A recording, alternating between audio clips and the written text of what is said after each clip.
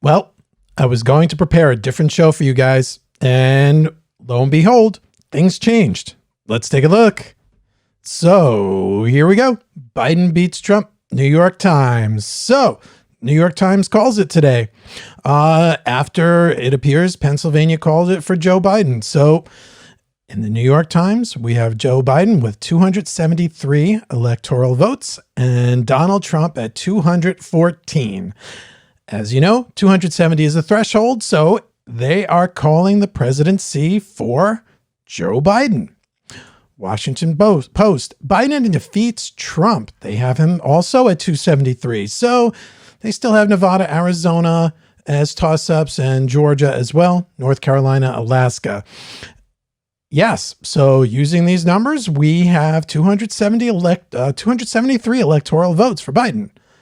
CNN calls for Biden. Fox News calls for Biden, giving him 290 because they called that Arizona early, which was a bit controversial.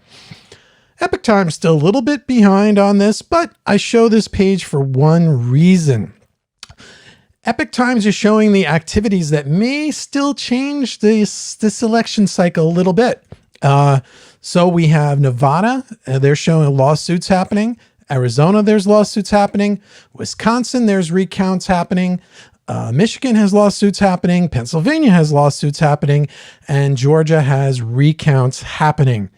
So there's some thought out there that calling Joe Biden is a bit of a psyop. Now, this is heading into conspiracy, but it's kind of not.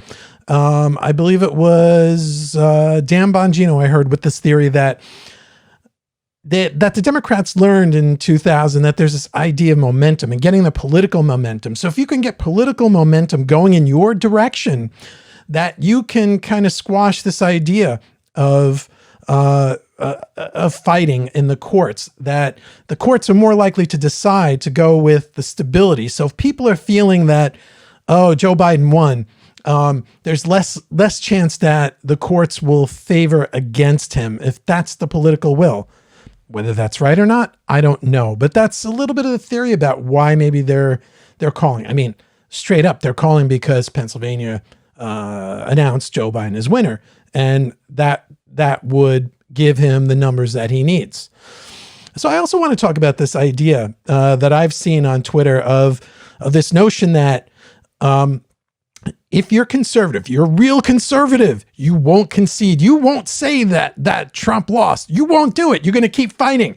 If you're not a real conservative, you might go for the Biden one. But you need to keep fighting. And, this is true, right? There are all these open lawsuits. This is happening, the recounts. Again, the will of the people, is it going to be there to continue this fight?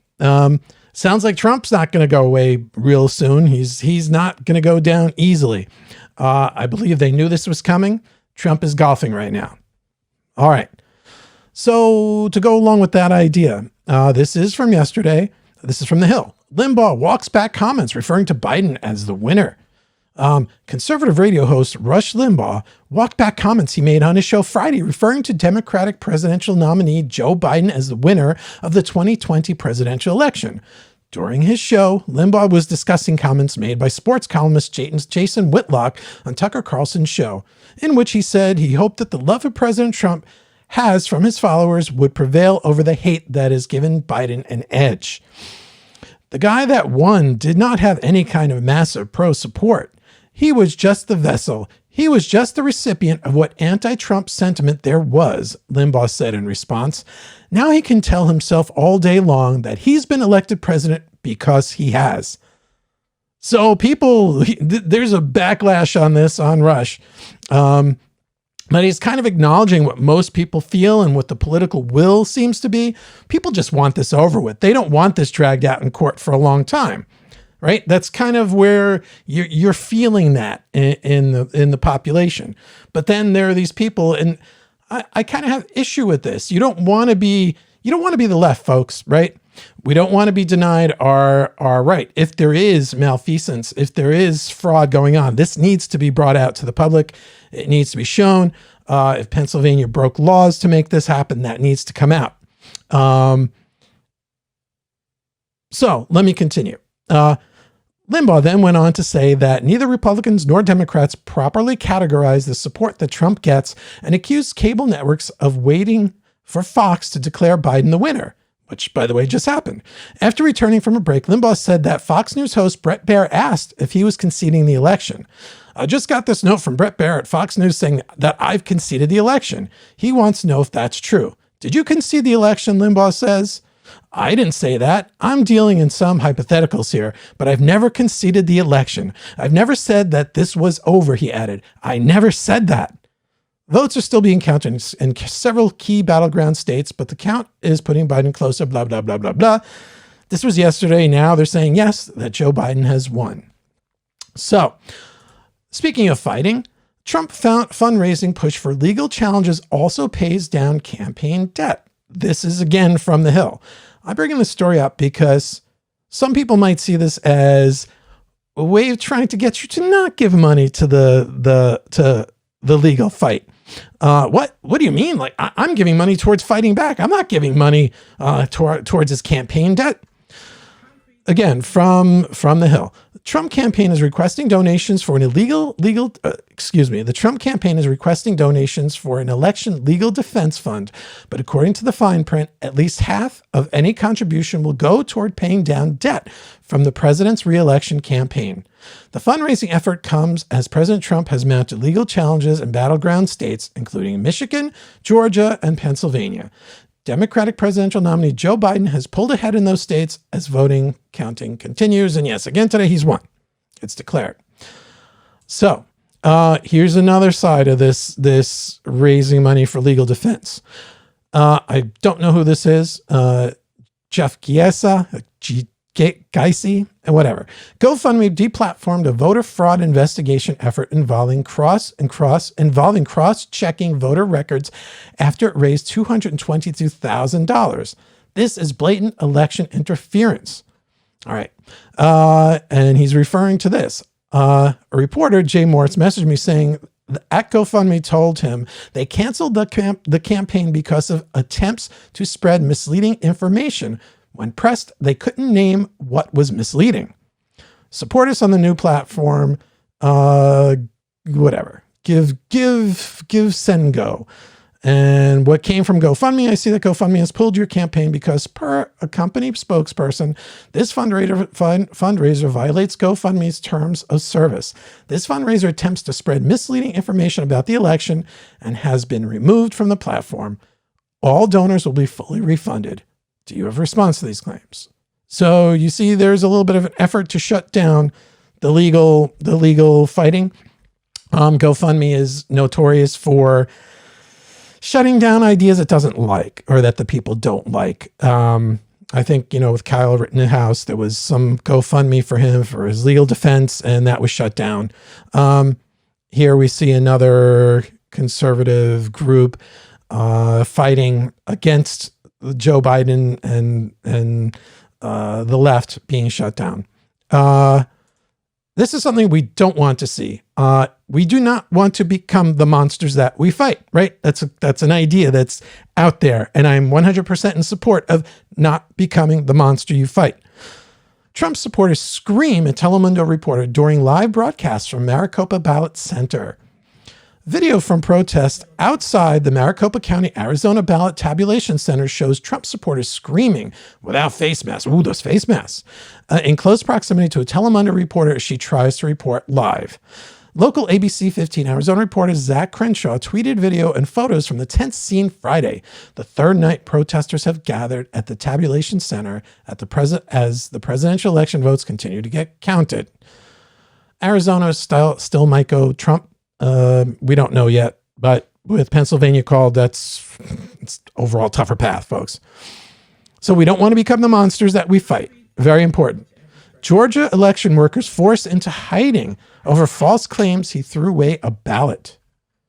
All right.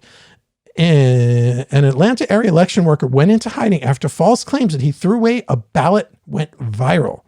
Fulton County Election Supervisor Rick Barron said a worker who was at the State Farm Arena was threatened over the false claims and that some of his personal information was leaked. He is in hiding, Barron said.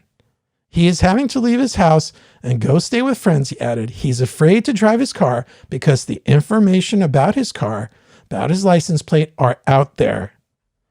Nicole Carr, he's currently in hiding. Fulton election director Rick Barron says an election worker at State Farm was falsely accused of throwing out ballot. Video uploaded to Twitter. His personal info, including car license plate, were released. Do not do this. Do not become what they are. You don't like what they are? You don't like cancel culture? Don't do it. All right, Laura Ingram. This again in the Hill. Ingram, if Trump loses, he should accept it with grace and composure. This is where I'm at, people. If you go through all the legal stuff, which I think should be done, because you need to have it clean in people's minds that this election was not stolen. I'm not giving any credence to any of this. I would like to see what they come up with. Is there evidence? Was the law broken in Pennsylvania? Was there, I don't know, any sort of fraud on any scale that will, by the way, I want to say 100%, I believe there's fraud. I just don't know that it's at the scale that matters. All right, let's go to this. Fox News host Laura Ingram on Friday night advised President Trump to accept the outcome of the election with grace and composure should he lose to Democratic nominee Joe Biden. If and when it's his time to accept an unfavorable outcome in the election, and we hope it never comes, but if and when that does happen, President Trump needs to do it with the same grace and composure he demonstrated at the town hall with Savannah Guthrie, Ingram says, referring to Trump's October town hall with the NBC host. So many people remarked about his tone and presence, exactly what he needs. Ingram warned that Trump loss would be a gut punch to those who believe the process wasn't fair. And I'm not conceding anything tonight, by the way, but losing, if that's what happens, it's awful, she continued. But President Trump's legacy will only become more significant if he focuses on moving the country forward. Biden on Friday expanded his leads in Pennsylvania and Georgia while protecting his advantages in Nevada and Arizona, putting him in a strong position. Yes, well, he won today, according to Pennsylvania officials who gave him the state. All right. Again, pursue the legal battles, let it play out. It'll be a real burn now for Biden people if somehow this is reversed, but that's where we're at, right? We can't be in battle forever, people. We have to move beyond. If this is the result, you need to accept it and move on. We look forward. I can tell you somebody's already looking forward, and this is where you need to be focusing, people. This is from Andrew Yang. This is a tweet he said he gave yesterday. The best thing we could do for Joe is to get him a Democratic Senate. There should be coordination of resources. Everyone who campaigned for Joe should get ready to head to Georgia. I'll go. It's the only way to sideline Mitch and give Joe a unified government. There isn't much time. The earliest date for absentee ballots to be mailed for the runoff is November 18th. The registration deadline is December 7th. The in-person early voting begins December 14th. Right, so there's the two senators from Georgia. Right now it's projected, let's go back to New York Times. They're showing the Senate at 48-48. These two senators in Georgia, they have a runoff coming because it's so close. I believe you need a 50% at least to avoid a runoff. And that's not there. People, Democrats are gearing up. So if you don't want to see full control of Democrats in, again, assuming that the Biden presidency holds, if you don't want to see them having the executive, the House, and the Senate, which then, you know, if they pack the courts, would also potentially give them give them the judiciary. You better get out there and you better vote. This is serious, right? It's kind of, I see it as very dangerous given the time. I was going to get into some of what I consider threats from the left right now. That was what the show was going to be about mostly, but I think this overcame it. So continue the fights in the courts. If you're a Trump guy, Trump supporter, and Georgia, that's the next fight. That is the most important fight. The Democrats take it seriously. They understand. They understand that they kind of messed up with their far left embrace.